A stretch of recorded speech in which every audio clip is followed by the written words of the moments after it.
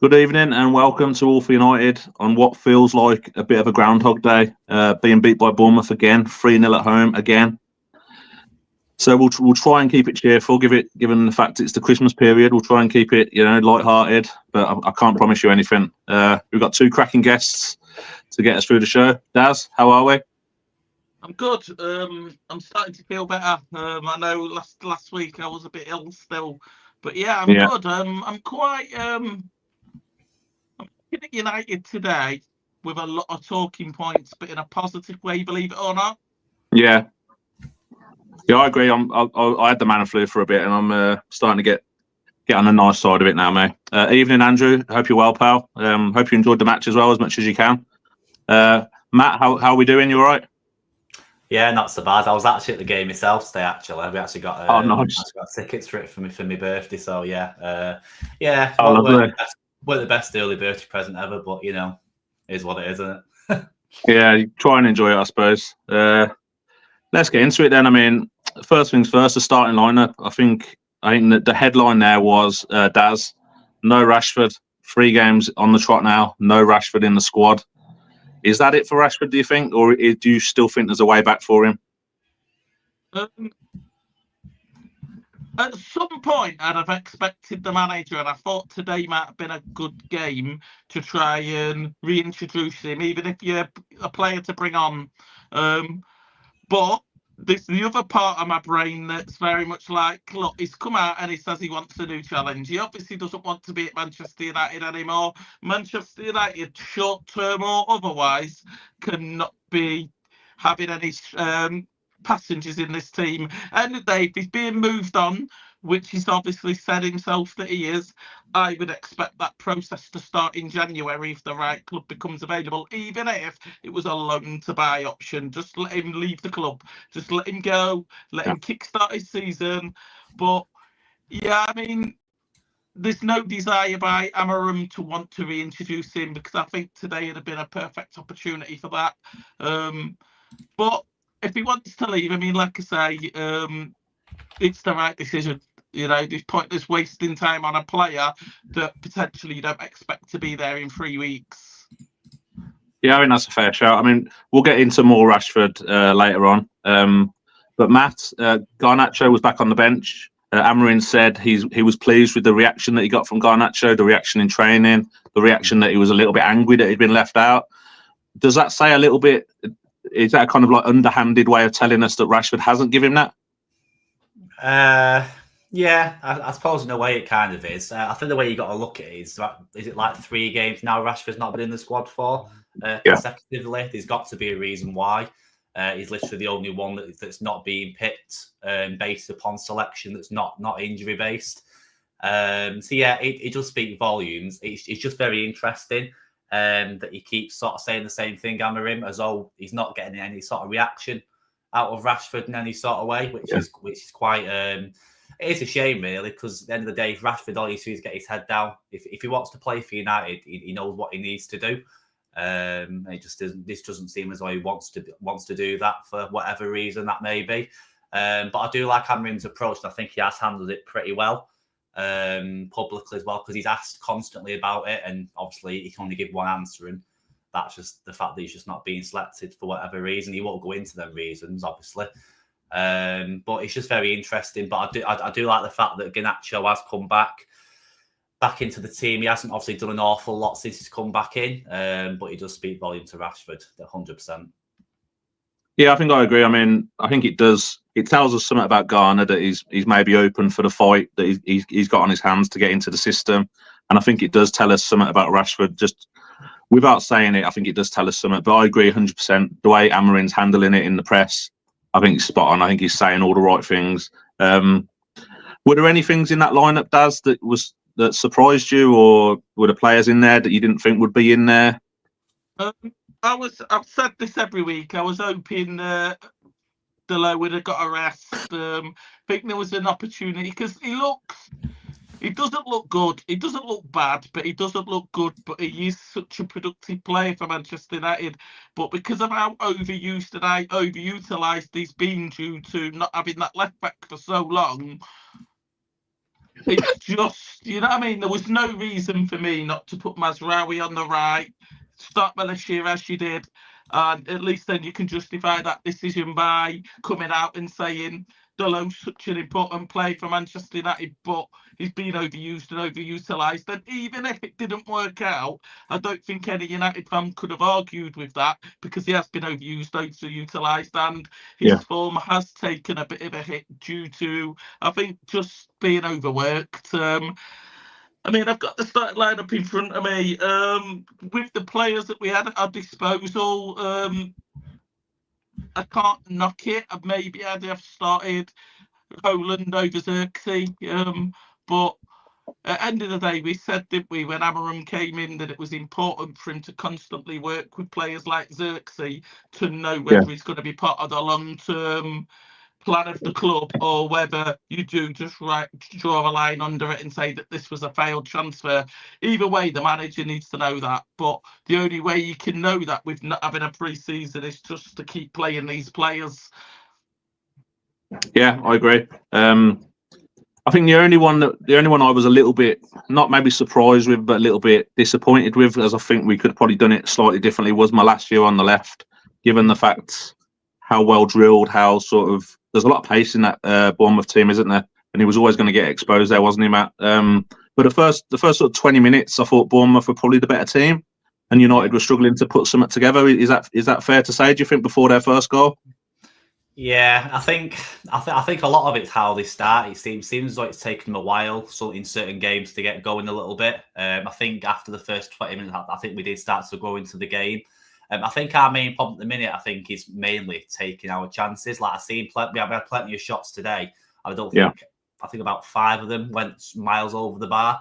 And even some of them from Ahmad. Obviously, I'm not going to sit and criticise Ahmad, because he's been absolutely brilliant since Amarim came in. But I think that's something they definitely need to look at and work on, because for a professional football, not to be able to hit the target that many times in one game is quite concerning. But yeah, like I say, I think we did grow into the game. I think everyone's going to look at the result and think, oh, it was a terrible performance, this and that. There were parts of the game that you'd look at and think wasn't very convincing. But we got into the positions, the chances were there. It's just executing them that's for me, the main issue at the moment. And I think Amarim said something similar after the game as well. They see almost like they're scared to attack in a weird way, and they seem to get a bit of nervousness about them. I think he did link it to the stadium as well. I don't know actually know what he meant fully by that, but I think he means like the fans getting on the backs. But at the end of the day, you play for United, that's going to happen game after game if you're not performing. Well, I think he said, I think I've got it written down somewhere. He said the players look nervous and the stadium felt nervous, is what he said. Do you think that's fair, Daz? Yeah. I know it's something that me and you have spoke about, haven't we, a few weeks, that there seems to be a reluctance for United to really like push the button when they're in good areas. Is that them being nervous? Is that them not wanting to lose possession? I don't know, but 23. I mean, we had 23 shots, 18 chances created, and 7 on target. To me, that should be winning a game.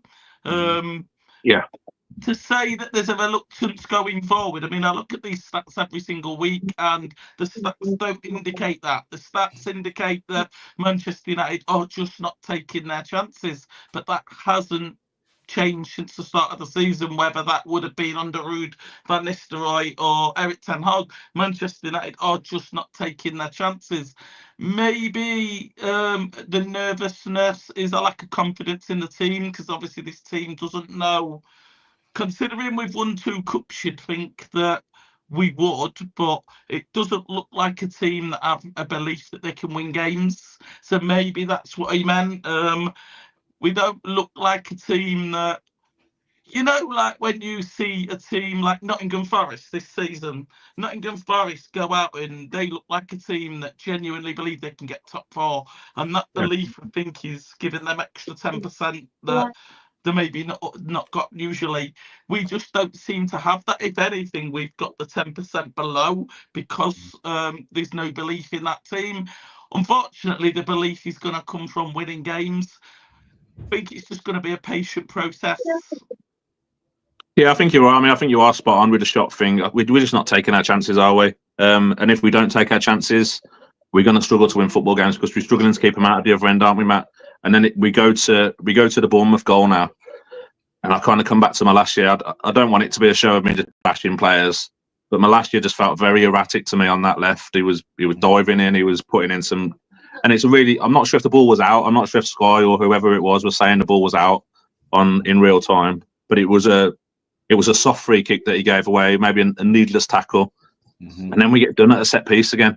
What's going on with the set pieces? Like, surely that's easy to fix in training, isn't it? Surely they need to sort that out. You'd think the amount of times it's happening, you'd think they'd mark it as something they need to look at in training. Whatever the issue may be, I don't know whether it's a marking issue, whether it's just the players just not concentrating from free kicks. It's hard to really pinpoint what the actual issue is. But it just feels as though it's very easy for teams to win the ball in the air a lot of the time against our defenders, which is quite surprising today because we have like Maguire and obviously Xerxes back. Obviously, they're not the smallest of players, so it is quite surprising. But I do agree with your point on Malacia. He just doesn't look right. Whether that's he's not quite ready to be back in the team yet, or whether he's just not quite at the level that we need. But you could tell around the ground, everyone today was really getting on his back. And there was quite a few around me that were sort of shouting, he needs to come off, you need to get him off. So yeah, it's hard to pinpoint. He has been out for quite a long time for a footballer. So yeah, whether it's a fitness issue, whether it's a lack of quality possibly. But I think we've mentioned this a few weeks back, I think even on previous shows with Daz and obviously yourself. Fullbacks a major issue at United on both sides. That is, so I'm not overly convinced by Dalot a lot of the time either. I think he can struggle quite a bit at times. So yeah, for me, fullback is definitely something we need to look at, whether it be January or the summer. But I think something needs to happen sooner rather than later, definitely.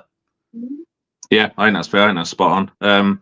JJ says in the comments, we're so bad aerially, and it kind of brings me nicely onto my next point, Daz. I know you're not Xerxes' biggest fan, shall we say. I find him almost pointless as the number 9. He can't hold the ball up. For a man of his size, he wins very few aerial challenges, wins the ball very, very rarely in the air. When the ball's pinged to him, it's like hot potato, and he's like, shit, what do I do with it?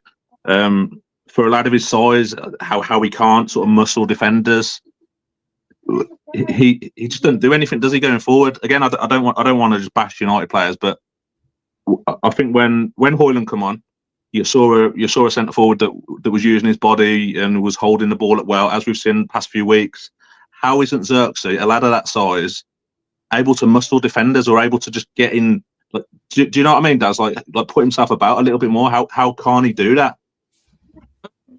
You know what? I think he's got all of the characteristics to play similar to the way Lukaku used to play at Everton. You know, where he had his back to the goal, use his size, use his weight just to hold the ball. But it's not. I mean, like you say, when he first came in, it was the only thing that we said. This could be a player there, a different option up top, different to Marcus Rashford, different to Højlund. You know, someone that can hold the ball is so useful so many different times. I mean, it'd have been so good against Man City, you know, a player like that. But it's not. It's strange because the characteristics that he's got, he shouldn't be bad in the air. He shouldn't be getting picked on. He shouldn't be getting bullied. But he really is. Maybe this is just going to come from experience, maybe, because he is still new to the Premier League. So maybe this is just going to be one of them players that could click in a few years' time. Unfortunately, it's Man United. He's not going to get that time. He's got to be doing it now. But yeah, I just struggle to see where he goes from here because he's not even showing us anything that Beginning of the season, we saw some of his characteristics. The way that he was great at the one-on-one ball, the great that he was good in the link-up play, could hold the ball a little bit. And you said to yourself, this could be useful, but we're not seeing any of that now. And this is another manager that is under, another manager that I'd like to think is a hell of a lot more productive. And he's getting picked over Marcus Rashford and Garnacho.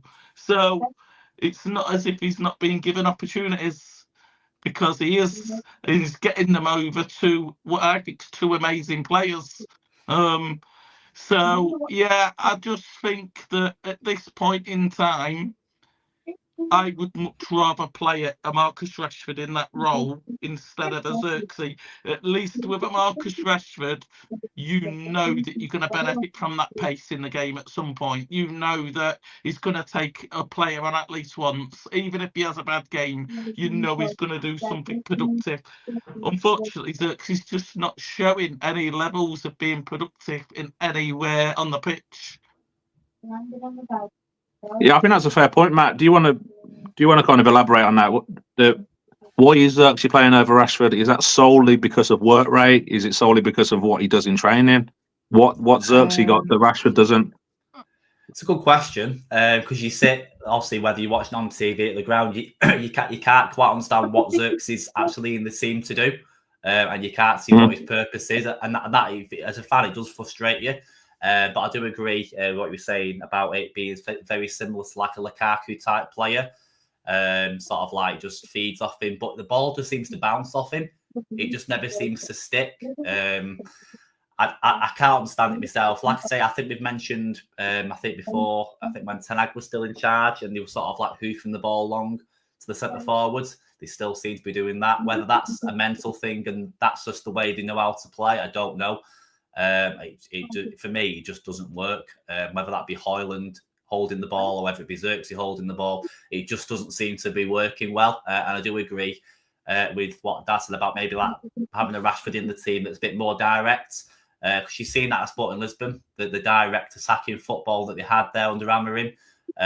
So maybe that's where they're going wrong, possibly. But obviously, Rashford's not in the team for whatever reason that may be, and he's only got certain players available. So maybe that's the reason why. Maybe we're just playing him until Rashford decides to pull his finger out. Who knows? Yeah, that's a fair shout. I mean, I do think we are definitely. Sorry, Daz, go on. Yeah, no, I think as well, Vina, if Amorim does want to go to the market for another centre forward, he has to justify as well to the Ineos group that Xerxes, Højlund, Rashford isn't working because ultimately they're his three centre forwards. If he wants to go to Sporting Lisbon and spend 50-60 million pounds, whatever it's going to cost to bring this young kid over, he needs to be able to justify that, because Man United have spent money on these forwards in the last few years. And I think it can't just be a case of I don't like them, I can't work with them. You need to go to the Ineos group and say, as you can see, we've played him, constantly played him. We've given different styles of games, different opportunities from a 10 to a 9, and it's just not worked. At least that way has got a bit of a case when he says to Ineos, I need another striker, because Ineos will not be accepting, I just don't want him. I kind of feel like that's why he's kind of rotating the team quite a lot, not just in terms of the attackers, I think in terms of all the positions across the team, to obviously show the higher up people at Ineos that the players that aren't good enough, that aren't up to playing the way he wants to play. And obviously a prime example could be Malacia, could be Dalot, could be the centre forwards, obviously Højlund and Xerxes. I think that may be, possibly, think about it now, a reason why he's obviously rotating the team as much as he is. So he can go in January or whenever it may be to go, look, we've played them, they've had this many chances, they've had more than enough chances, and it's just not happening. Yeah, I think you're right. I mean, I can't remember who it was on telly that said these defeats will show us more than a win will. Like it will expose players a lot more. And I think JJ makes a very good point. Considering Xerxes wasn't in your signing, what have they seen in him? And to me, and I thought it in the summer as well, to be fair, I thought we were trying to fill a gap there, Daz, and fill it cheaply, more so than actually looking at the profile of the player. I mean, what has anyone seen in Xerxes? I mean, I watched him with Holland in the Euros, and he was the same. He's like a fucking headless chicken. Like he has a nice touch here and there, and then he's just like headless. He's like, where do I go? What do I do? So you're the number 9, mate. You should be there waiting for the deliveries, waiting for the. Do you know what I mean? Like, what have they seen in him that's made him? And also with him being an Ineos signing, will that mean they'll be less likely to bin him off after a season because it's what was it, 35 million or whatever? So does it put United in a little bit of a hole with him as well? I think Ineos will justify it by saying, I mean, people have used the term as an Ineos signing, which I think he was. Can't defend that, but it's hard to knock him for that, given the fact that we have a structure of a series of people at the time, Dan Ashworth, Wilcox, all of these people that are responsible for building this team. Let's be fair, the first few transfer windows that they hadn't had time to look at any scouting reports, set up any. So quite a lot that could have been, let's have a conversation at the people at the club, including Ten Hag, and let's just bring somebody in knowing that it's not going to be the optimum choice just because these people haven't had time to go to work yet. So maybe we trusted Eric Ten Hag a little bit too much with that decision. Maybe Darren Fletcher had his, saying this. Maybe Darren Fletcher was part of that scouting network. And maybe the characteristics that Xerxes does have was the attractive part of what we saw. Maybe it was just a desperation signing because there was no one really else out there that could have made a difference that was gettable to this United team. Obviously, because I knew we was penny pinching a little bit towards the summer. So maybe it was a mixture of everything, but I think Ineos will justify that to themselves by saying that they knew that there was going to be failed transfers because these people didn't have time to go to work, and they genuinely didn't. I mean, a scouting network could take them 3-4 years to get set up. Yeah. To make it a really effective. That's why Alex Ferguson was so good, because he never looked at next. If he was bringing in a player in the summer, he'd been looking at that player 2-3 years. You know what I mean? Yeah. And that's why he was so good, because he had scouts out watching him 2-3 years in a row, and he was looking at them, and that obviously takes time. So I think Ineos will justify it. Yeah, that's fair. What do you think of this comment, Matt? Manu isn't quick enough to play in a Ruben Amorim system. I thought the middle of the park today, I thought was quite open. I thought we gave Bournemouth far too much space in the middle of the park. I was really surprised actually when he took Ugarte off. I don't know if that was purely because of the yellow, but that felt like the only bit of security that we had in the middle of the park. I thought Manu was a little bit. I mean, they were all pretty shit today, but I thought Manu was a bit average today. He was a little bit sloppy. What do you make of him in this Amorim system? See, it's hard to judge. Obviously, before Amorim came in, everyone was sort of like hyping Manu up to being this next big player, the next star to come out of the academy into the first team. I think we need to be patient with him. To be honest with you, I think Amorim will. Obviously, with him being as young as he is, I don't think he was awful today. I wouldn't say he was our worst player today by a long stretch. I just think he's just going to take time. And obviously, he's not been playing every game since Amorim came in as well. So, like I say, like every other player, it's going to take time to adapt. But yeah, for me, these all the players I'd be looking at as being maybe ones that you could look to say probably wouldn't suit Amorim probably a lot quicker than I would say Manu. But for me, I actually really like Manu. I actually like what he brings to the team. Like even today, you've seen in moments where he was trying to attack and try to create something, try to drive forward, whereas a lot of other players weren't doing that. They were passing back all the time, all the way back to Anana, which we see game after game. But yeah, no, for me, I haven't got any issue with Manu. Like I say, he's young. It will take time for him to adapt. But for me, I think long term, I think Manu will actually work, and I think Amorim will find the perfect role for him. Yeah. Another one about Manu does this comment. I think we should swap Bruno and Kobe positions. I think Matt's spot on where he says Manu likes to burst forward. He likes to try and be progressive. And maybe Bruno a little bit deeper may mean he can sort of tie play up a little bit more. Would you like to see Bruno deeper and Manu a little bit further forward with what we've got at the club at the moment? I think Bruno dropping back will solve a massive problem we have in midfield. Now, I'm not going to criticise Kobe Mainoo. I think we're getting exactly what we need to be getting from an 18-year-old academy graduate. There's loads of improvement needed, and he is improving. There's loads of experience that he needs to get. He's still pretty much an apprentice, so I'm not knocking Kobe Mainoo in any way, shape or form, but I am self-aware that right now he can't be that Michael Carrick in midfield that Man United need right now. I think Bruno Fernandes 100% is more than intelligent to play alongside Ugarte, and that midfield will be so stable. The issue that you've got is if you lose, especially now where you've not got a Mason Mount in the team, if you lose Bruno Fernandes as your number 10, where's all them chances coming from? Where's them productivity levels coming from? Because at the end of the day, people think we've got a reluctancy to score goals now. That's going to drop considerably if you lose Bruno Fernandes and not replace it. Again, I don't quite think that, and it's again nothing to do with Ahmed. I just don't think Ahmed's going to replace that. I think we could get away with it if we, if we had like a Marcus Rashford in the team, but playing well. I think Marcus Rashford could contribute, Mason Mount could contribute, and together they could replace what Bruno offers.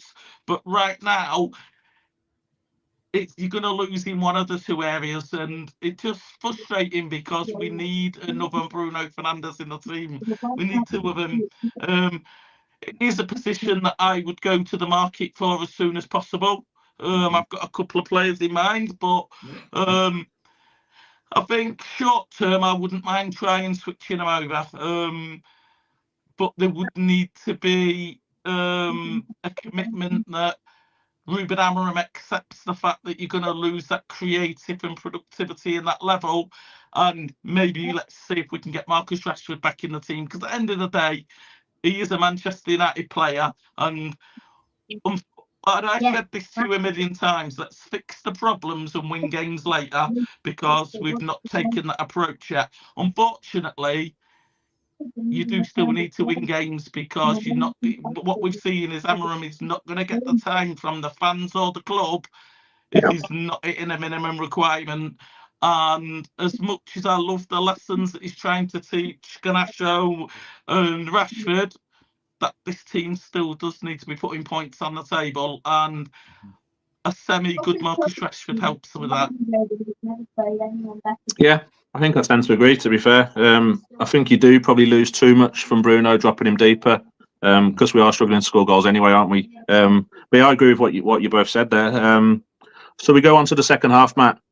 We're obviously chasing the game, as seems to be the way United play football nowadays. We love chasing the game. Yeah. Mazraoui, what is he doing there for that penalty? I mean, I think he's probably been maybe our best player this season, our most consistent player. Yeah. He just gets beat, doesn't he? And he just lunges in. What's he doing? I think you could kind of see. I think when the attacking player was taking him on, you kind of felt that he was going to go lunging in. It was sort of like a last ditch attempt to try and get it, because he knew he wasn't going to get the ball. He wasn't going to win it. Basically, it was his only way he was going to try and have any chance of winning it. You just knew straight away, and the referee obviously couldn't wait to point to the penalty spot like most of them can. So yeah, it's frustrating to see, because, like you say, he has been by far our standout player, and probably standout signing recently out of any of them that we've brought into the club. And obviously for the money that they paid for him as well, it's obviously an absolute bargain at the time. But yeah, it's disappointing. I'm not going to sit here and slate him, because, like I say, he's been absolutely fantastic for the whole duration that we signed him. It just happens to players, and obviously today and the last couple of games, it's just not been his time.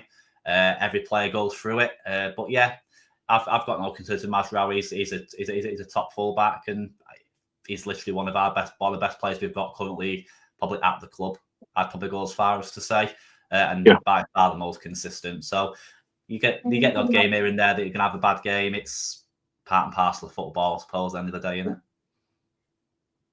Yeah, I mean, I agree. I think he's definitely one of these players that you'd kind of tick and say he's all right for the future, sort of thing. So we're 2-0 down, Daz, and then 2 very quickly becomes 3. Bournemouth just get through us far too easily. had our heads dropped at that point? Do you think as soon as that second goal went in, do you think the players just heads dropped and we had a little moment there and that's like the game gone then, isn't it? Yeah, it seemed like when the penalty happened, it seemed like it was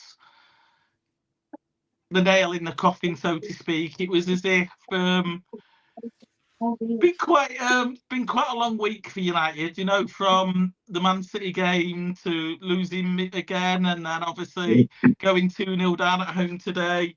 Players are probably mentally ready, getting ready for Christmas in the red as well. I know, I mean, look at us. I mean, the week leading up to Christmas, professionals or not, we're all starting to get excited. We've got families at home, and sometimes your job does tend to take a second look, so to speak. So I'm not going to knock the Man United players for having eyes on Christmas. It's not an excuse.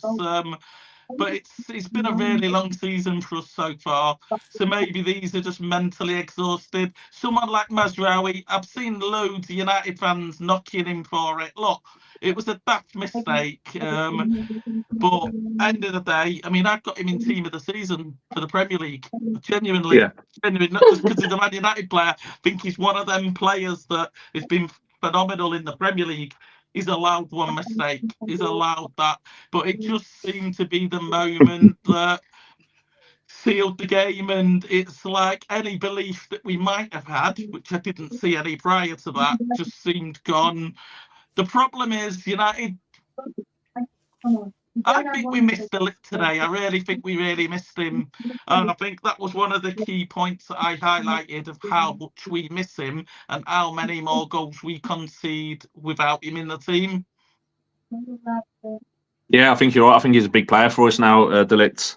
As Box says, maybe the Christmas shopping has lost us the game today because they're so on Christmas. But another sort of maybe uncomfortable conversation, Matt. Lisandro Martinez, the butcher. Yeah, he's not been great as he this season. He looks miles off where he was when we first signed him. Do you think you think he's a little bit of a weakness in that back three? Is he not adapting well to the back three? I think a big part of it, I think it's the system. I think that he's trying to get used to, because obviously before Amorim came in, he was like, he came in, everyone thought what an absolutely fantastic signing. He literally won every battle. Obviously, he got criticised by, I think it was Jamie Carragher, saying he was too small to play the centre back, and obviously proved everyone wrong. And obviously, since Amorim's come in, he has looked a little bit uncomfortable in the back three. Again, I think like Dad said, a lot of it's just patience. I think things are just going to take time. Obviously, we know certain players obviously aren't at the level, aren't good enough to play for the club, aren't good enough to play the sort of system that he wants to play. We all know that. But I think Mar says that I think he's a bit like a Mainu, not in terms of his age. I mean, in terms of obviously, you give him time, I think he will adapt because he has got the quality, which we've already seen prior to Amorim coming in. I think it's just going to take certain players who have the quality a bit longer to get used to the system. And like I was saying today on the way back from the match, it's literally a case of he's come halfway through a season where they've been playing a completely different system with Ten Hag, and they've got to sort of switch it up really quick because they're literally halfway through a season where they need to get results and need to get wins. So it's not as easy as it looks to do, even though us fans also were desperate for wins, as you would be. I think things are just going to take time with certain players, and that's just what we're going to have to sort of accept, I think, for the remainder of this season, unfortunately. Like I say, short-term pain for long-term gain, as Amorim sort of hinted at when he first took over. Yeah, I mean, he said, didn't he? He said the storm's coming and, we're going to have to suffer before things get better. So we're 3-0 down, Daz. Do you ever see United getting back into that game? Even when it's 1-0, 2-0? It never feels like United are going to score to me. It feels like there's a real issue going forward. And when we concede one goal, it just feels like you might as well just pack it in now then. Yeah, there seems nothing. I mean, normally we'll chat on WhatsApp during the game, and I'll say to you that I don't think it's a reluctancy going forward. I think it's just Man United being patient and finding the right time to sort of press forward. But it didn't even seem like that from my opinion today. I didn't feel as if there was anything, which leads us back to the conversation, how long do you leave Marcus Rashford in the cold without accepting that the team needs him? Because today, and I think, especially at 2-0, he might have been a player that, given what's happening in recent weeks, you might find that fire back in him, that bit of desire in him that is actually, this is my reputation. Actually, Manchester United's my club. I'm going to be here. I was here before you. I'm going to be here after you. That's the sort of Marcus Rashford that I want. The Marcus Rashford that comes out, takes a couple of players on, gets us back in the game. Problem is, we've got no other players other than Ahmed that can offer that. Problem is, Ahmed's not going to be 10 out of 10 every game. Harry Kane's not 10 out of 10 every game. Erling Haaland, considered best striker in the world, not barely get 8 out of 10 out of him at the minute. But the point is, you need different options, and it just... Once you should swap the centre forwards, you brought Garnacho on.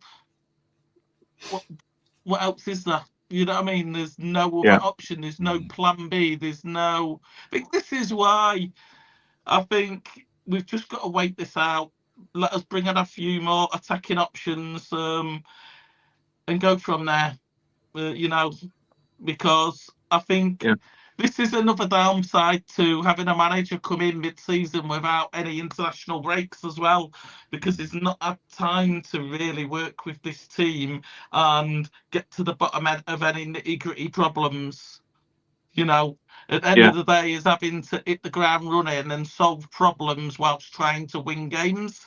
And obviously, it just looks as if he's failing to do everything. But what other manager would have come in and changed anything at United without an international break, without a winter break, without a summer break?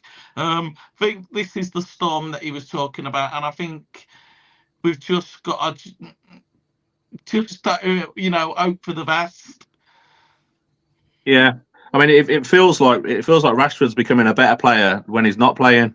Do you know what I mean? Like, I've seen a lot of fans saying we need Rashford back. He's been absolutely pony for like 2 years, in my opinion. And for him to say he wants to leave, he's ready for a new challenge. For me, I'd be sort of half letting him out the door, mate. But but I agree with what you're saying. I think we need to put the old hard hat on, and we need to brace ourselves. I think we've got Liverpool in a couple of weeks.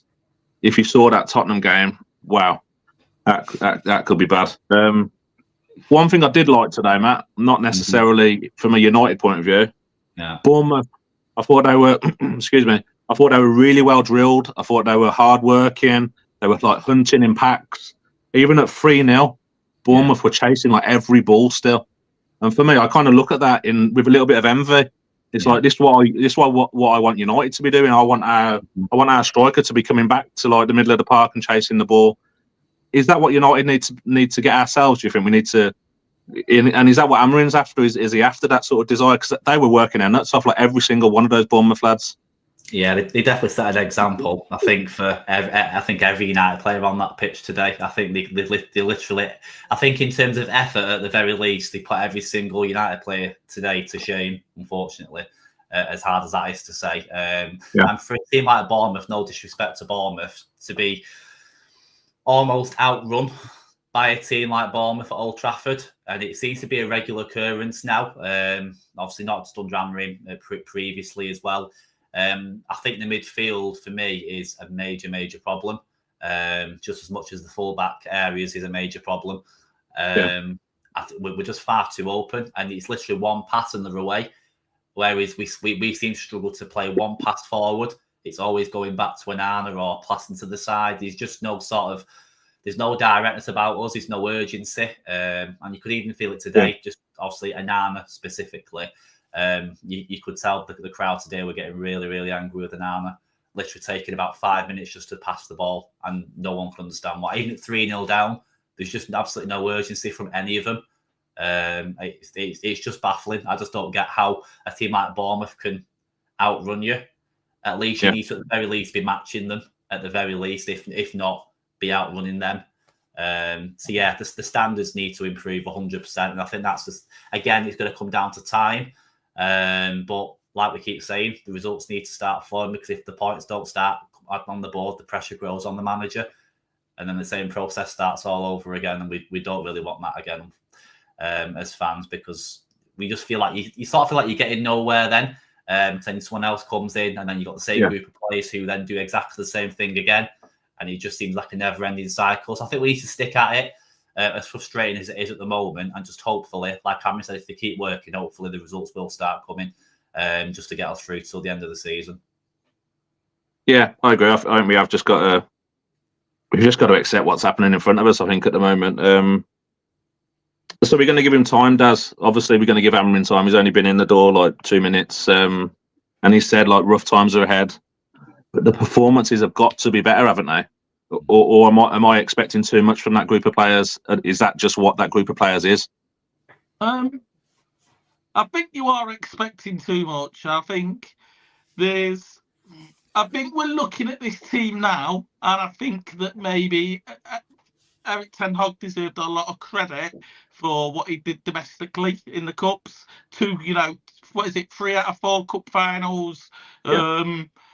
Winning 2 of them, and obviously lost 1 of them to Man City treble winners. So he deserves some respect for that, if nothing else. And obviously, Manchester United, as you can see, are not a team capable of winning domestic trophies. So I think in a lot of ways, Eric Ten Hag did overachieve with this Manchester United team, but in the league, he massively underachieved with it. But then I actually had this conversation today, believe it or not. I mean, as you know, I'm friends with an ex-United player, Luke Chadwick. And Luke Chadwick said that if you bring in another Ugarte in midfield, the wing-backs will fluently move better through the park. And Bruno, he's dropping a little bit deeper than he would normally as a number 10, and that's because we're getting overrun in midfield.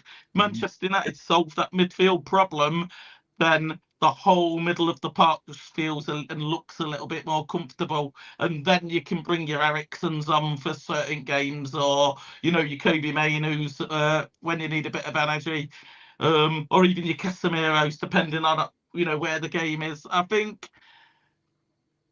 Do you remember that moment when, and I'll use Arsenal as an example. Do you remember that moment in the summer when all Arsenal fans were saying Arteta needs to go, and they made a couple of signings and instantly they're challenging for the title? Yeah. I genuinely feel if Man United could solve 2 or 3 of these problems really intelligently, Man United will jump considerably higher to where we are. Because I don't think all of these players are as bad as they're making out. I think it's just sometimes there's problems in the team and it affects 2 or 3 different positions around them. I mean, perfect example I'd give is if you put, I don't know, it's easier to say this, if you put Michael Carrick in this Man United team, we solve that midfield problem. Now, I know that there's not another Michael Carrick on the market at the minute. I know there isn't because he was that good. But if you put Michael Carrick in the middle of the park for Man United, the defence becomes more stable, the ball moves through the park more stable. Bruno can focus on what Bruno can do, and that's just one problem. One problem you solve with one decent signing. And I think the same with another number 10. We need another number 10, whether that's accepting that some games, like today, I thought, had the game progressed, I thought today would have been great to put Ahmed back at right wing back, put Delo over onto the left, and then I've Mason Mount come on. I know he's not available, but I've Mason Mount come on, and I think Man United would have stabilised a little bit. But again, we need another number 10 coming into this team, because we at the minute we're trying to make wingers fit that role, and it's obviously not working. And then we need to potentially replace the Xerxes. I'm happy to focus on Højlund being our number 1, just because you're not going to get a Harry Kane in this market right now. No. So I'm happy to stick with him, but where he's not available, like games like today, you need to know that the player that's going in his position can do something, and obviously Xerxes is not that person again, that's that's the issue. Whether if it's not going to be Marcus Rashford, who is that other somebody going to be? And I genuinely think if we solve a few of the problems in the team, we will look better. It's just, it looks as if Man United's a 1 out of 10 team right now, whereas actually I think it's a 6 out of 10 team with 10 out of 10 problems. Yeah, I think I agree with most of what you said. I do think we are a few, like Matt said about the midfield. I think if we sort that midfield problem, and going back to like your Arsenal thing, when they got Declan Rice, they were automatically a totally different beast in that middle of the park because they had Rice and Partey just really commanding that middle of the park. I think at the moment Ugarte looks very good, but the person next to him looks a bit of a passenger and a little bit lightweight to me at the minute. I've seen a few people, Matt, saying, are we at the point of time now where we just have to accept that United are a very average mid-table team and our expectations maybe need to come down? Because as you know, I do TikTok and we do all our predictions of who's going to win matches and everything. And almost everyone was like, oh, Man United, they got to beat Bournemouth. It's only Bournemouth, you're Man United. And it was like, we're going to do them 3-1, 4-1, 2-0, 3-0. But that didn't feel realistic to me. So is it if we sort of get more realistic with the expectations, we may not feel as bad about what's going on at the moment? I think you've got to be realistic anyway. As much as you want them to do well and be challenging for the Premier League, obviously be back in the Champions League, I think we've got to bring it back to the realism. I think we've got to understand that there's a lot of problems there that Ineos and Amorim need to solve before we get to that point, or even get close to that point. Hopefully that we'll start seeing signs of that hopefully from the start of next season, obviously when he gets a full transfer window. But yeah, I think realistically you need to sort of peg back your expectations a little bit, just at least for the rest of this season. Because he's just going to need time to figure things out. It's like, say, he's managing the biggest club in the world at the end of the day. It's not going to change overnight, and us fans, we all know that. As frustrating as it is to watch them at times when things aren't quite going right, like today. I think we just need to look at the bigger picture, and obviously I think Amorim is the right person. I think he's doing and saying all the right things. I'm just hoping now we can put them plans into action, into motion, whether that be January or at the end of the season, and we start seeing at least shoots of something, of signs of progress next season, something to build on, because we haven't seen that for a very long time. Let's be totally honest. Okay, yeah, I agree with you. We'll kind of move on with that point of sorting out problems, and we'll stick with you, Matt. Rashford, how do we sort out this Rashford problem? We'll come to you in a minute, Daz, but let's get Matt's opinion first. How do we sort out this problem? I think a lot of it's on Rashford himself, if I'm totally honest. I think a lot of it's down to his mindset. Is he in the frame of mind that he wants to continue playing for United and fight for his place, or has he sort of checked out? And the way he's looking at the moment, it feels like he has sort of checked out a little bit, and you kind of notice that the last couple of seasons he's just not quite seemed, whether he's not in the right headspace or whether he just doesn't feel like things are working out for him now like he thought they would at United. And obviously this interview for me was the game changer. The fact that he said he feels like he needs a new challenge, I think that sort of speaks volumes for me. If it was me, as much as I'd love Rashford to stay and work out, I think maybe might be the time possibly to maybe move him on. Because at the end of the day, he needs to do what's best for the club and what's best for the player. And if that's going to make him happy, then that needs to happen for me. Whether that'll be in January, whether he'll sort of stick it out to the end of the season, I'm not too sure. But I think for me, if that's his mindset and he's set on that, I think we need to possibly move him on, personally. Yeah, I'd probably agree. I mean, I definitely agree with you that the interview, to me, it kind of sounds like he's being asked to do hard work, and he doesn't really want to do it. So he's like, maybe I'll go somewhere else. Daz, like JJ has just put in the comments, get rid of him. That's sorted. But it's not as easy as that, is it? I mean, he's on 300 grand a week, is it? I mean, United is a business at the end of the day. We're not just going to give him away. It's not going to be like a Sancho. You have him for a bit and then we give us like 10 mil or whatever. How much are we getting from him, and how hard a deal is it going to be to move Rashford on, given the fact he's on massive wages? Like that really narrows down the amount of clubs that can afford him. I actually think we move him on quite easy, because it's Marcus Rashford and he's such a good footballer, and I think this is the difference. It's not a difference. It's a bit like remember that final year of Paul Pogba and people were saying, do we sell him? Do we just let his contract run out, let him go? He's the sort of player you can sell because people know that there's quality there. And I don't think the sort of clubs that would attract Marcus Rashford would have any issues paying £300,000 a week. I genuinely think that he could walk to Barcelona tomorrow, and I think they'd pay for him. I think they'd make it work. But his business, massive stigma for years at Barcelona, don't have the money. Seem to be signing everybody. They seem to be getting the players that they want and giving people the contract extensions that they want. Maybe there's a swap deal that would suit all parties a little bit better. I don't know who would that be. Is a swap deal for Marcus Rashford? I've seen just to interrupt you, Daz, just on that point, I've seen rumours that Barcelona do want him in a De Jong swap deal. So would that sort out our midfield and then get rid of Rashford? Would that be like a twofold?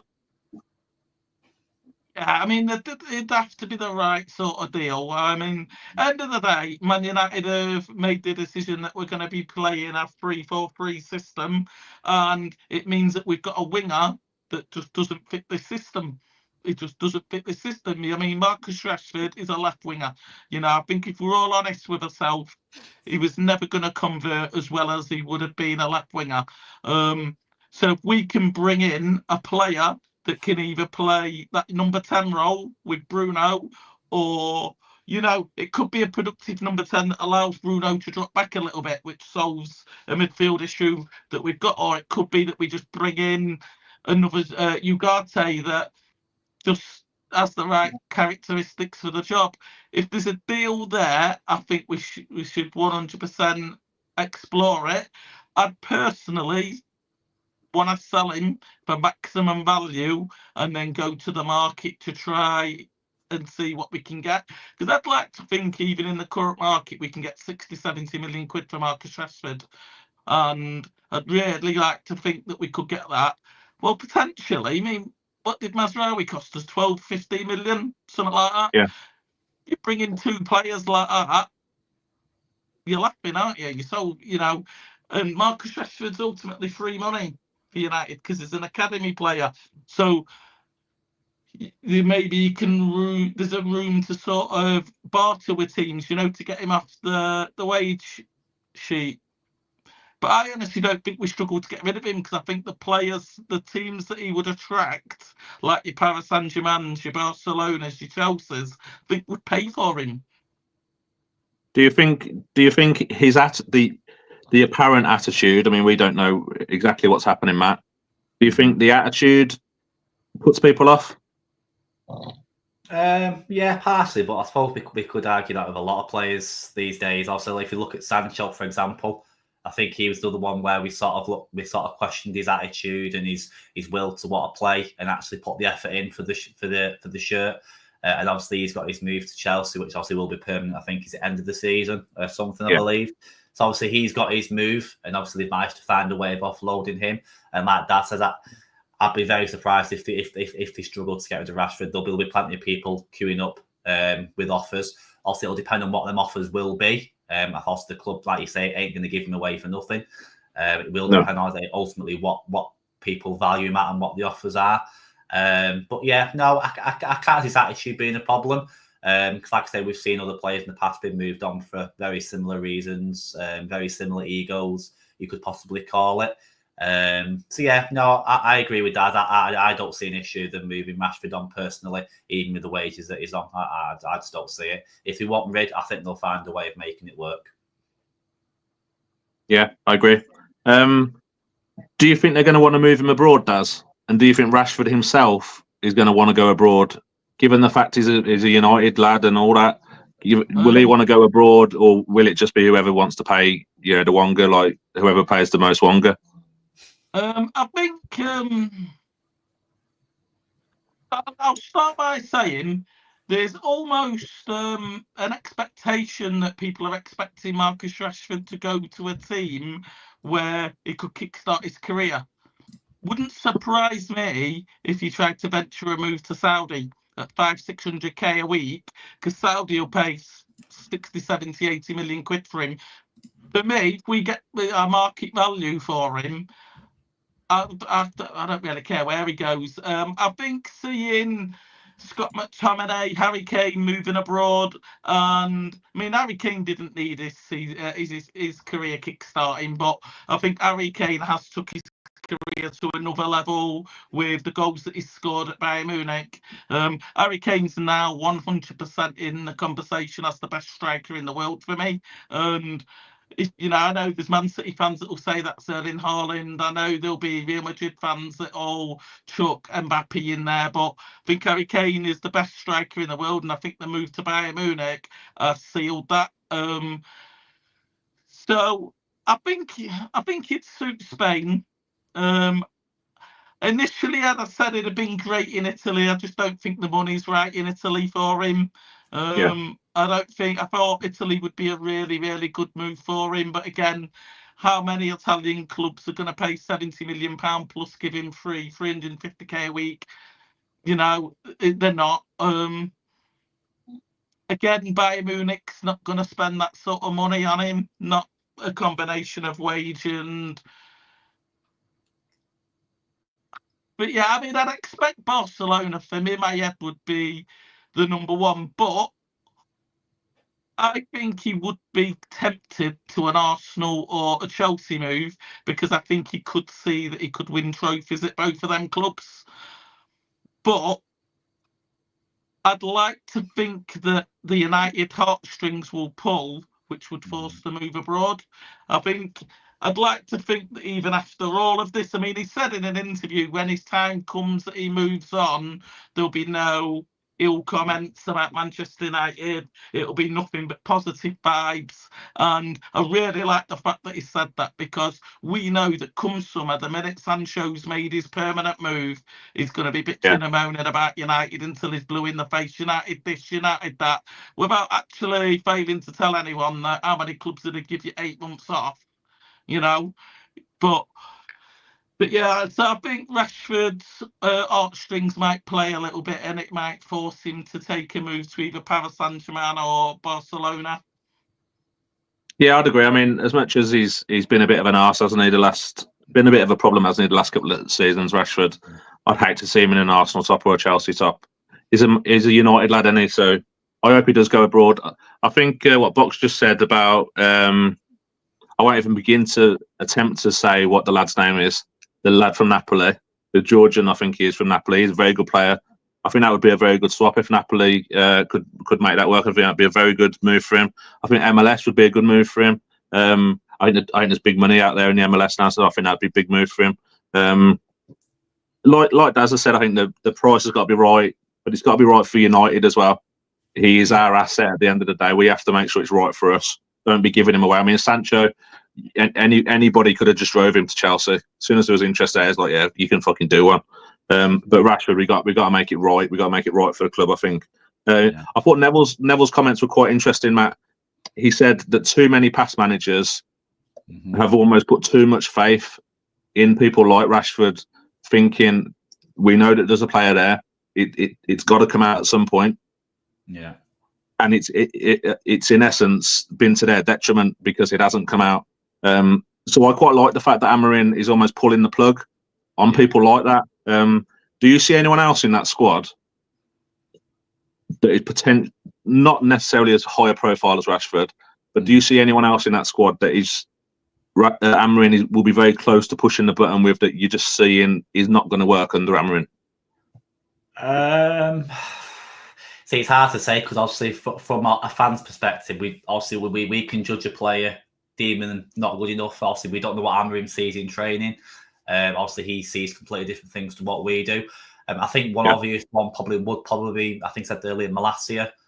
I think he'd be an obvious one. I think he probably won't see the end of the start of next season, possibly. Other than that, it's hard to really pinpoint. Like I say, it's hard to. unless we know what Amorim's thinking, it's hard to really say. I think Malassi is an obvious one, as well as possibly Rashford out the door. Maybe Anthony, possibly. But again, it's getting the interest in these players. Obviously, it's easy enough us listing these players to say these aren't good enough, they're not going to be there coming next season. But it's finding buyers for these players as well, because obviously the wages they're on, they haven't really done much to sort of like encourage teams to make a move for them. Are we going to struggle to upload these players? That's the questions you've got to be looking at before you actually decipher who's good and who's not, personally. But I'd say Malassi and Anthony are probably two.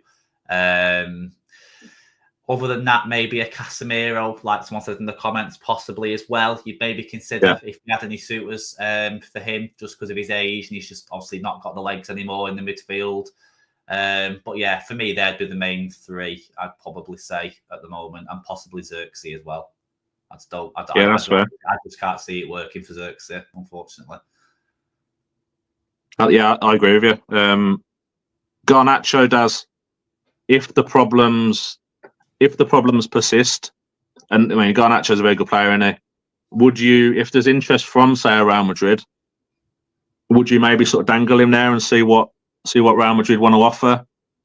If he's not quite cutting it in this system, would you maybe not offer him, but would you see if there is any sort of concrete interest in Garnacho, or is he too much of an important player for us?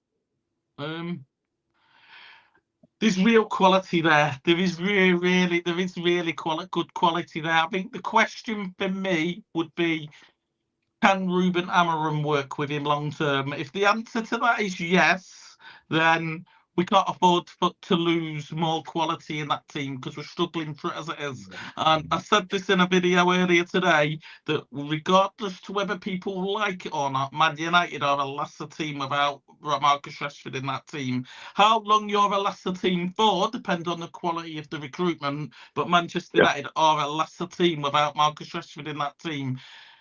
We are a lesser team without Garnacho in that team. So we can't afford to keep allowing talent to leave. So if Ruben Amorim thinks that he's converting well into a number 10 role, or he could see that there's different scenarios where we could maybe, further down the line move to going back to wingers again, then 100% we keep him. That being said, right now, you compare him at this age with other wonder kids at his age. Is he on the level of a Yamal? Probably not, no. Could you see him hitting that level right now in this Man United team? No. Probably not. Probably not. There's too many problems in that United team right now. And unfortunately, for players like Kobe Mainoo including, it's not a great environment to be nurtured, if that makes sense. Yeah. It's not a great environment to be nurtured, because there's so many different problems. So I think if the right deal came in, yeah, I'd be tempted to have a look at it. It's got to be the right deal as well. And the thing is, if Real Madrid really want him, Real Madrid are going to get him sooner or later. Yeah, that's the reality. If Real Madrid came to Garnacho and they said, we're willing to make this work now, or we'll wait 18 months and take you for free, Man United can't afford to lose him for free in 18 months, and they've got to accept the fact that right now it could be a team fighting for Europa League and a team fighting to win every major honour in football. We can't compete with Real Madrid right now. We struggled to do it in our prime with players. Beckham moved over there, Ronaldo moved over there. So if we can't do it under Alex Ferguson in our prime, we're definitely not going to do it now. So again, it's just got to be the right deal. If Man United feel that a number 10 would be more beneficial to this project, I don't want to keep players because they're good players, because, a bit like Marcus Rashford, if he's not going to work as a number 10, he's got to be moved on, because otherwise you're just keeping him because it's Marcus Rashford. Same with Garnacho. I don't want to keep him because it's Garnacho. I want to keep him because he fits the project. Yeah, I agree. I always get the feeling, with Garnacho, that he wants to be the main man, and if he's not seen as the main man, he maybe isn't giving maybe as much. I think JJ said it in the comments that he needs to get this thing that is the new Cristiano Ronaldo out of his head, because no one's going to be. But yeah, we'll leave that there. We'll leave the match and the players, and we'll kind of take ourselves back a few days. There was a little match against Spurs, weren't there, in the Carabao Cup? I just want to touch on that a little bit. Has Bayendia, Matt, I'll throw this one to you. Has Bayendia really screwed up his audition there, or is that just a one-off and he'll be okay? It's a tough call. Like I say, we see pretty much every game when Arna's starting. Obviously, he's given me his chance in the cup, and obviously, unfortunately, he hasn't really taken that chance. It was a bit of a shocker for him. I'm not going to lie. Do I see him playing for us again? Unlikely. I'd possibly say. Will he play him against Arsenal? Do you think in the FA Cup? No. I just don't see it. I feel like with it being such a big game, I feel like now he'll want. I think the fact we need to get results as well. I think after seeing that performance, I think he'll have in his mind, can he afford to take the gamble and start and give Bayendia a chance again? I just don't see how he can take that chance at the moment, the way things are going. Will he play for us again? I don't know. Like I say, I feel like in the summer they might obviously rejig the goalkeeping situation a little bit. I can probably see Tom Heaton possibly leaving.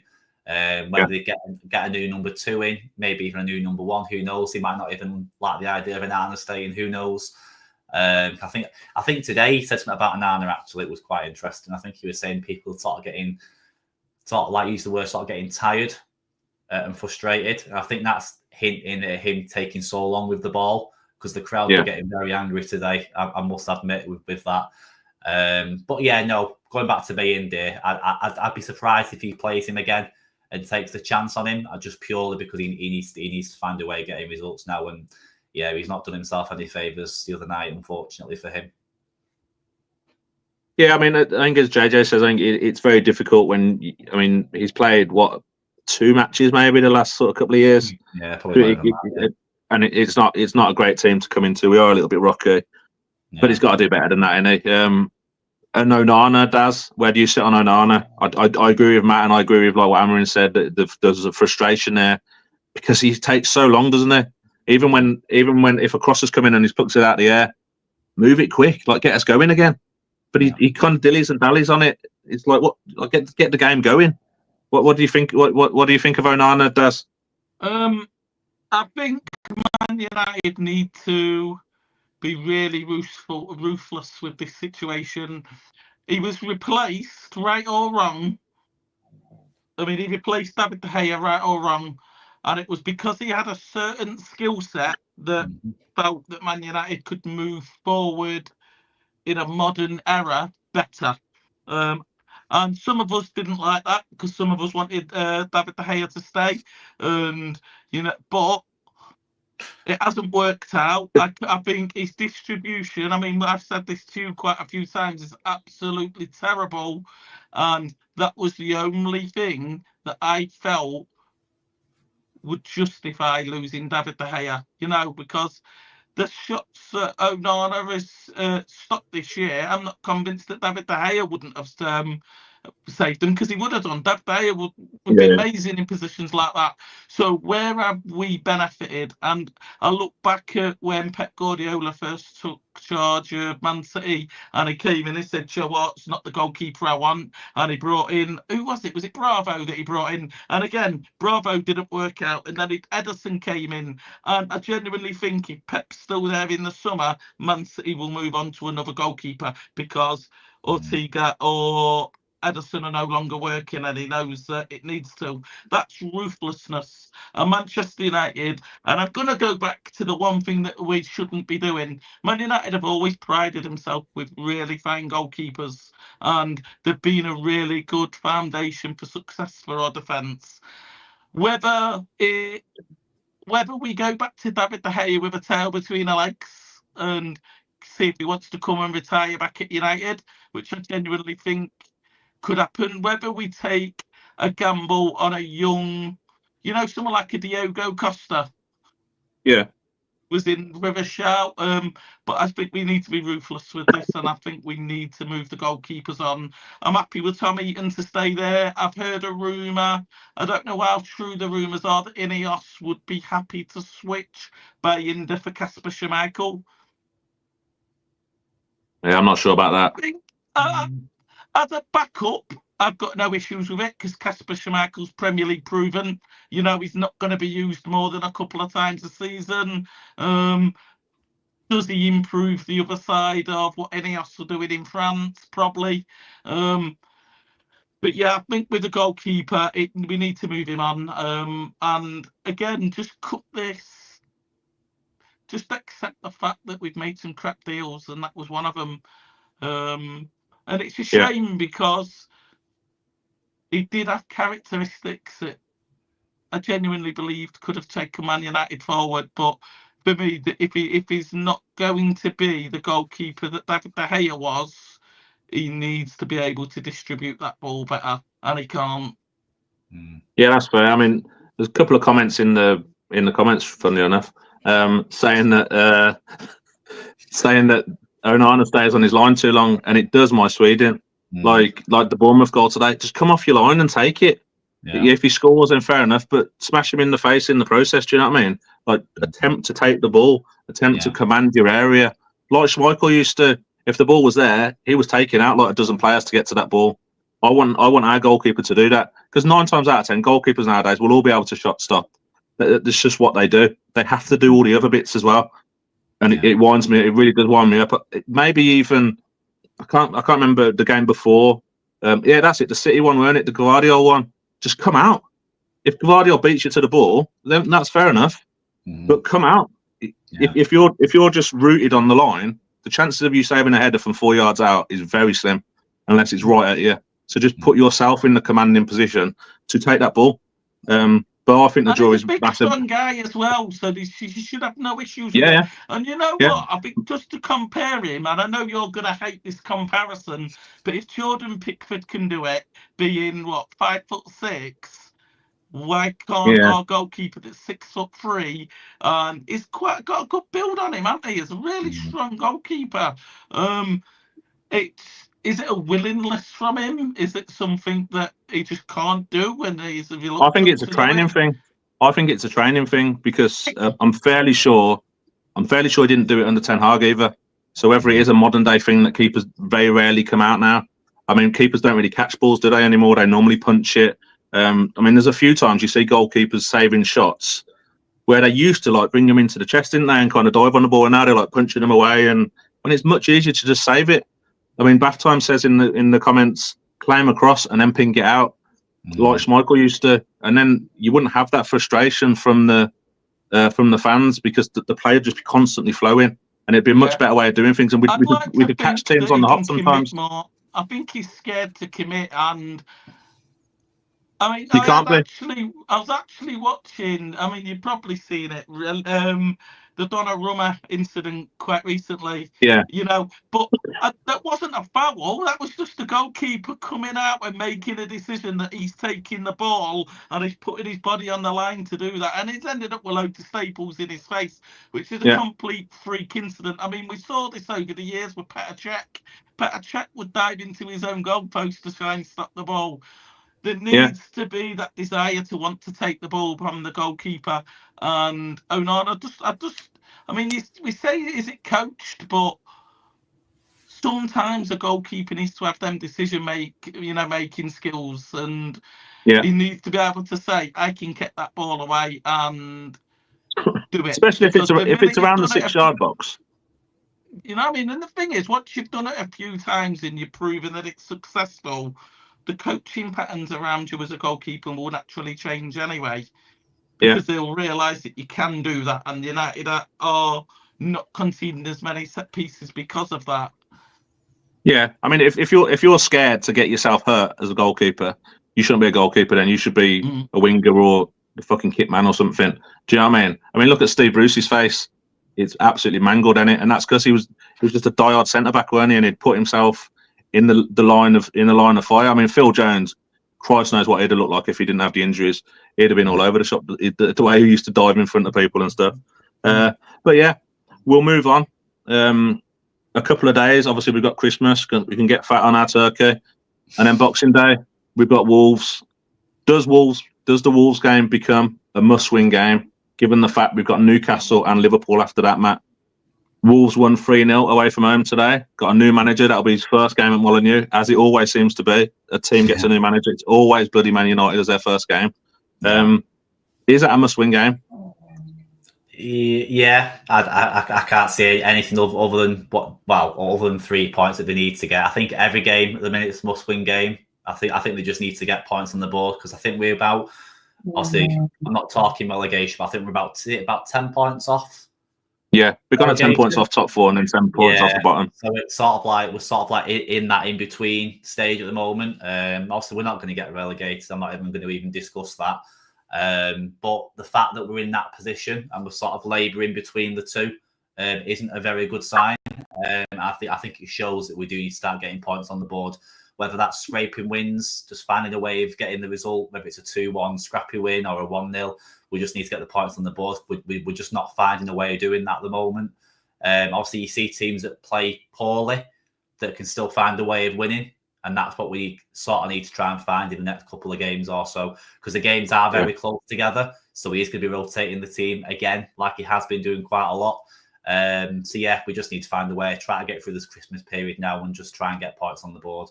It's literally as simple as that now.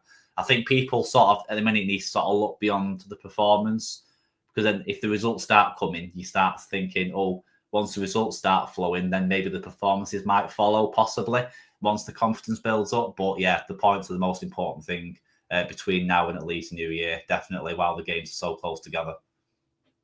Yeah, I agree 100%. I mean, at Wolves on Boxing Day, I'd take a scruffy penalty, just anything to get us 3 points out of there. Box says, I'm worried about the Wolves game. I 100% know where you're coming from there, because I think we're going to get beat by Wolves. I can see Molineux absolutely bouncing, new manager, just come off a 3-0 win. Convince me, Daz, that we're going to get 3 points against Wolves. Convince me. I wish Convince me, come on. I wish I could. I really wish I could. I think if we had a full team, I think we'll get the 3 points. I think it's got to be the right setup. I think Mason Mount will be back by then. I'm almost certain he'll be back by then. Højlund up top, Bruno Fernandes. I think as much of the issues we're having, Wolves have just had to sack their manager, so their manager's very much in the same position Amarin is, and that's his learning as he goes. I think we'll win the game, and I think I'd like to think it'll be convincing regardless to the result, but I'm not convinced it'll be. That's not going to happen, is it? I think it seems quite pessimistic, but I mean, we might get some things at Christmas, but we ain't getting a convincing United win. Yeah, I can't see how we change that team in the current system.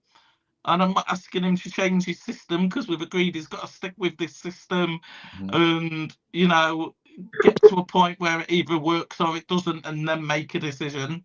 But I can't see right now, between, 7 days?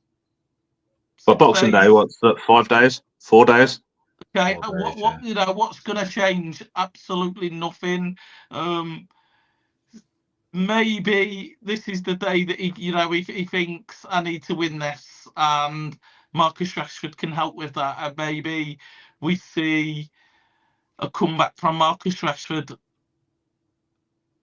Okay. Give me a prediction, Daz, before I move on to Matt. Give me a prediction for the Wolves game. 2-1 United. Oh, that's a close one for you. You normally sort of like 4 or 5 now. I can tell you're starting to soften. Right, Daz. Not Daz, sorry, Matt. JJ basically says Amarin needs to start. Basically, JJ says Amarin needs to start fucking around with the team, and he needs to start playing his preferred 11. Do you think he tinkers too much? And do you think it would help the team if he had an 11 that is his 11? Yeah, I won't say he tinkers too much. I can see why he's been doing it, because he's, like I say, he's been thrown in the deep end almost halfway through a season, and he's literally got like 2 days? What will they have, like a day or two's training between now and the Wolves that, game yeah. and Christmas, if that? So they're not going to have time to work on anything following this game. No. So they maybe have like a recap of this game, see where they've gone wrong, maybe work on a couple of things in a training session, but you're not going to see a massive difference on something they've worked on between now and Boxing Day. I think I do agree with it. When it comes through, I did agree with it. I think he just needs to play his preferred 11 now. I can see why he's been rotating the first few games he's been in charge. Maybe that's to try and prove a point, like I was saying earlier, to higher up of what players are capable and which players aren't quite up to it. But yeah, for me, I think we just need to start seeing a consistent lineup.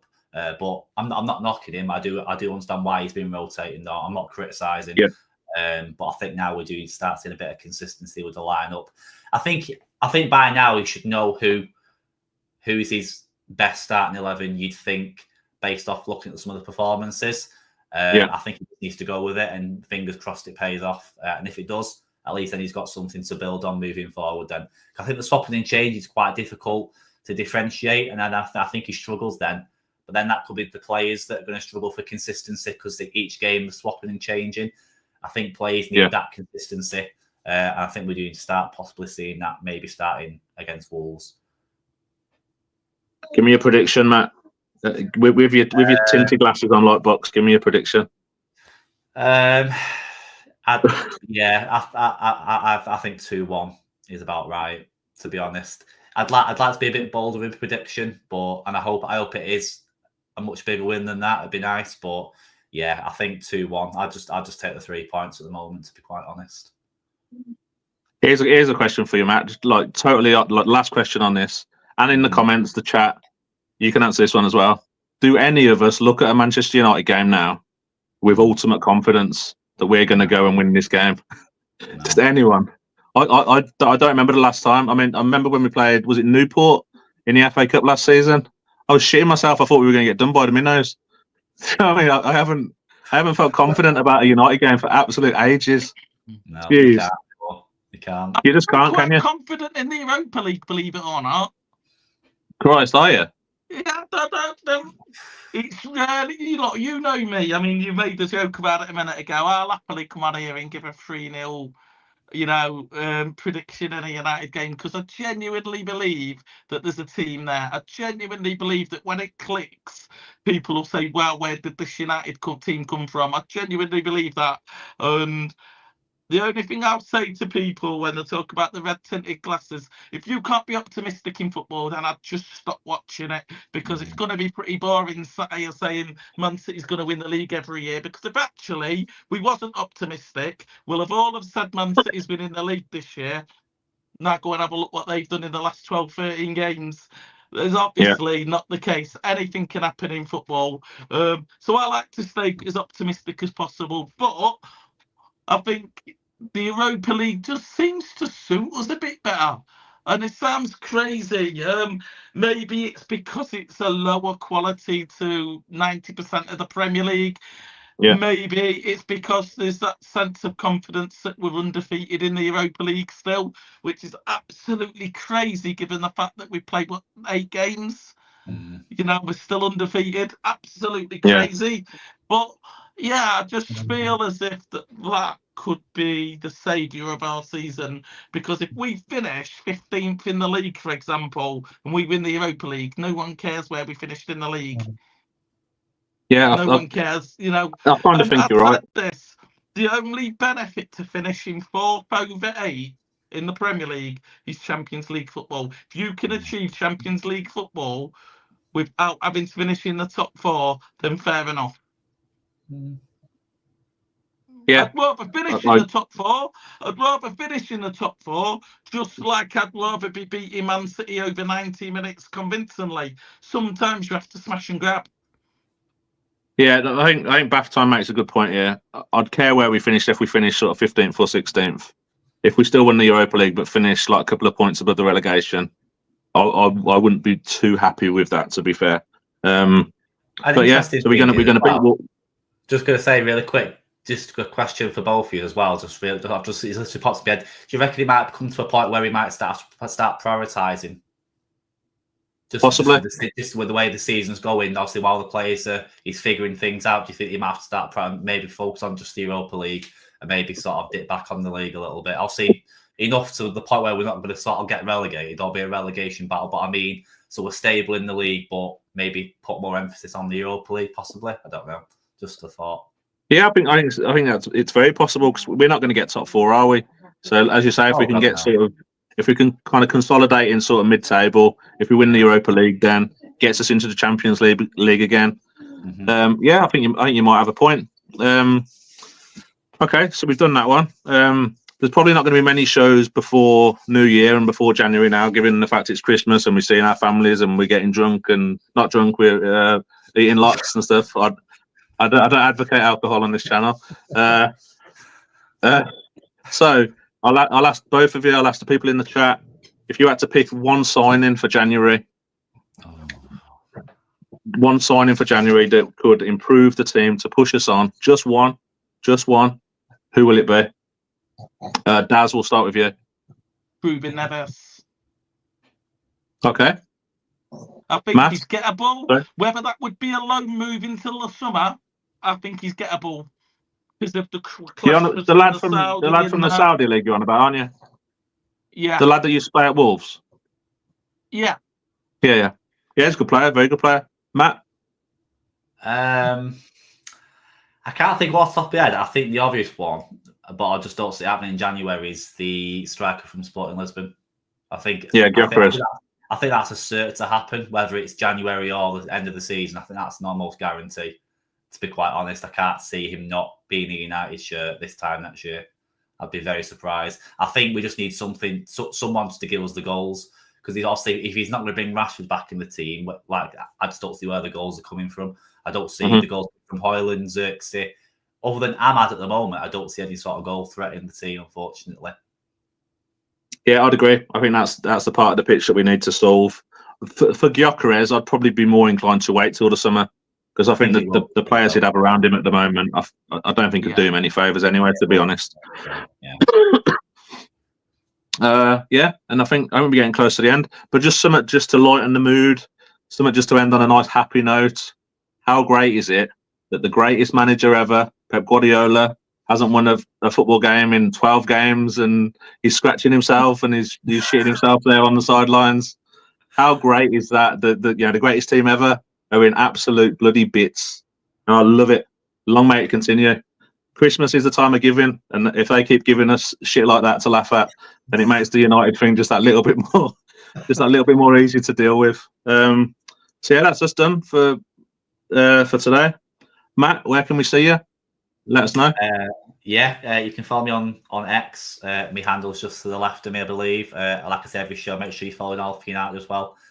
Keeping the posts on there, and also they'll be getting all the news throughout Christmas and New Year as well. Hopefully covering as many games as we possibly can. I know it's not easy sometimes, obviously, when you're at the game, etc. It's hard, but yeah, just make sure you follow All For United. I think we're not far off 1.2k again now, so if you're not following, make sure you do. It'd be great. Yeah. And my sidekick, Daz, where can we find you that isn't on here? Where can we find your ramblings?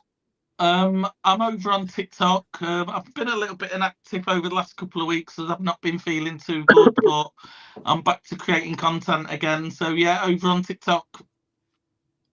Lovely. Well, I think the only thing left to say is I hope everyone watching, I hope you have a great Christmas. From everyone at All For United, we wish you all get everything that you want. I know we all just want United to be a blooming good team again. If Santa can just drop a couple of 3-pointers in our stockings over Christmas, lovely. But if not, drink lots, eat lots, be merry, and we will see you. What's that? Drink and forget about it. Exactly, yeah. That's what I'm hoping to do on Boxing Day. Yeah. Drink non-alcoholic beverages, obviously. We don't advocate alcohol. But yeah, have a great Christmas, and we will see you. We'll see you a few times over the festive period, but have a great Christmas and a lovely New Year if we don't see you before then. Take it easy, guys. And I'll just work out how to turn this off. Have a lovely Christmas, guys. Take it easy.